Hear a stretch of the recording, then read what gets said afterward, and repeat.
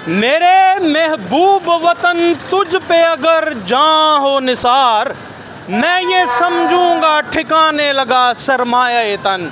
ए वतन प्यारे वतन। जी बिल्कुल, आज जश्न आज़ादी की तैयारियां मुल्क भर समेत सूबाई दारुल हुकूमत लाहौर में भी अरूज से मनाई जा रही हैं। आप देख सकते हैं हर जगह सब्ज़ हिलाली परचमों की बहार है। गलियां हों, बाज़ार हों, ये भर चुके हैं जहां पे तिल धरने की जगह नहीं। ख़ातिन, बच्चे, बुज़ुर्ग यौम आज़ादी को उसी जोशो जज्बे से मनाने आए हैं जिस जज्बे से हमारे इस्लाफ ने अपनी जानों को निसार करके ये वतन हासिल किया था। इस वक्त चंद ख़ातिन भी मौजूद हैं, बच्चे भी मौजूद हैं, उनसे बात करते हैं। और 2 रोज़ रह गए हैं सिर्फ जश्न आज़ादी में।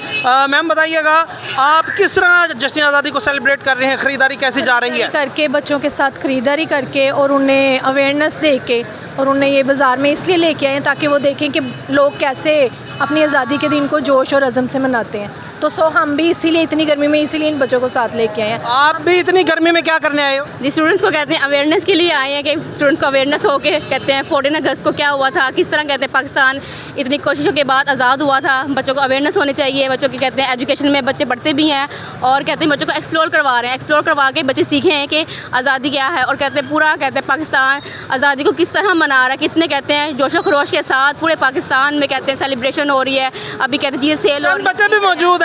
आप किस तरह जश्न आज़ादी मना रहे हो भाई? अपने मैडम के साथ आए हो, किस तरह मनानी है 2 दिन बाद?